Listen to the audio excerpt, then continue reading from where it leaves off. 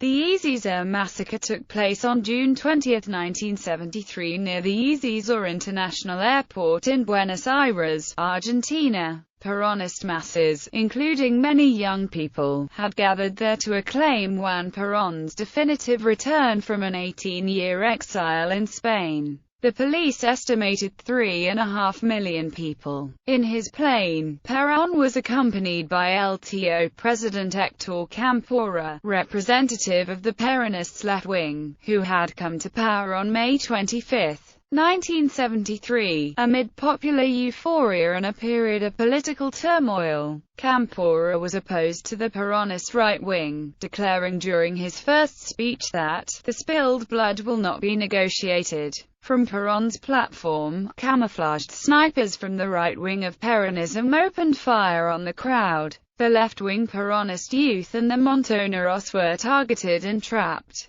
At least 13 bodies were subsequently identified, and 365 were injured during the massacre. According to Claro newspaper, the real number must have been much higher. No official investigation has been performed to confirm these higher estimates. People involved. The Ezeiza massacre marked the end of the alliance of left and right-wing Peronists which Perón had managed to form. Héctor Cámpora represented the main figure of the left wing, and José López Rega, Perón's personal secretary who had accompanied Perón during his exile in Francois, Spain, was the right wing's representative. López Rega would also be the founder of the Alianza Anticomunista Argentina right-wing terrorist group. A populist and a nationalist, Perón was popular from the far left to the far right, but this conjunction of forces ended that day. During his exile, Perón himself had supported both young left-wing Peronists, whose icons included Che Guevara, Fuerzas Armadas Peronistas,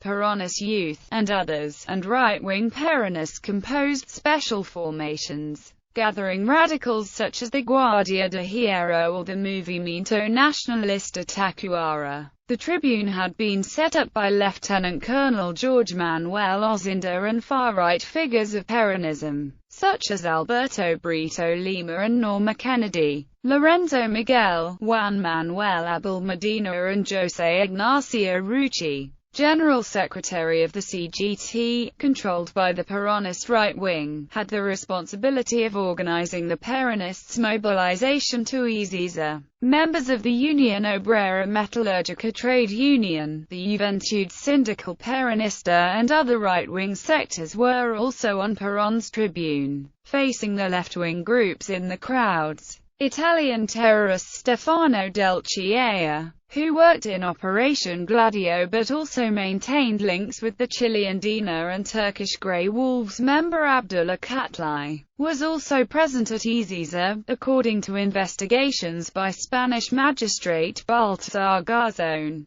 Carlos El Indio Castillo, member of the Concentration Nacionalista Universitaria, also took part in the massacre. The following night, Buenos Aires walls were covered by graffiti, Ozinda assassin of the Peronist people. Political context. The massacre had been planned to effect the removal of President Héctor Cámpora, a moderate of the left wing, from power. During Cámpora's first month of governing, approximately 600 social conflicts, strikes and factory occupations had taken place. Workers managed to obtain wage increases and better working conditions. The workers' movement had gathered the sympathy of large sectors, sometimes anti-Peronist, of the middle classes. On June 2, 1973, José Ignacio Rucci, General Secretary of the CGT, had responded to a Cuban delegate to the CGT Congress asking for a toast in honor of Che Guevara, that they were against left-wing imperialism. The Peronist right wing gradually took control of the whole of the trade union organization, placing people close to the leader José Ignacio Rucci.